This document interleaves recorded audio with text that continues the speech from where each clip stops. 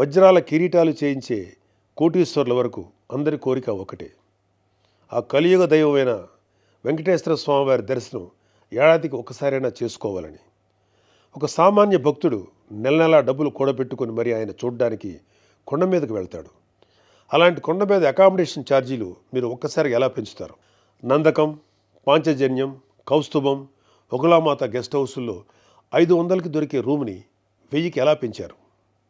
Narayanagiri guest హౌస్లో 1700 రూపాయలు చేశారు. ఇది సామాన్యుణ్ణి భగవంతుడికి దూరం చేసే ప్రయత్నం కదా?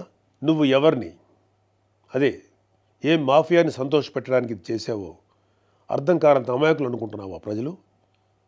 దర్శనాలు సేవలు అయితే ఇంకా దారుణం.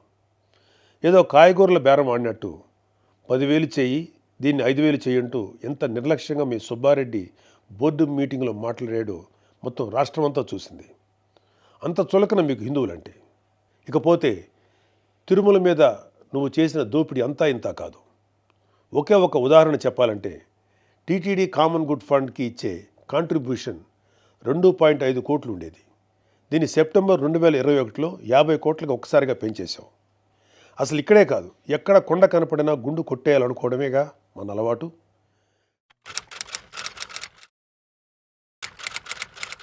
Declaration form.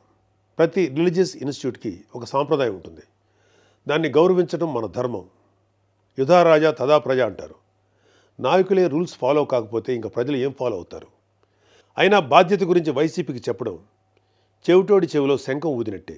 పవన్ కళ్యాణ్ గారు ఆయన కూతురు పొలినాని తిరుమల తీసుకువెళ్ళినప్పుడు ఆ అమ్మాయి మైనర్ అయినా కూడా ఒక గార్డియన్గా ఆ అమ్మాయి తరఫున డిక్లరేషన్ ఇచ్చారు.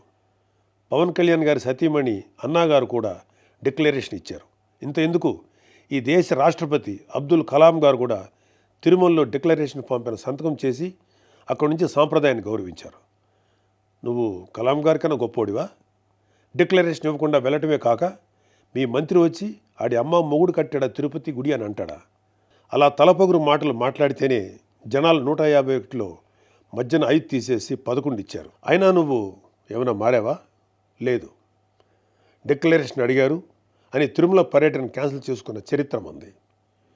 అయినా సెక్యులర్ ప్లేస్కి రిలీజియస్ ప్లేస్కి తేడా తెలియని నిన్ను ఎడ్యుకేట్ చేయటం మా వల్ల కాదు.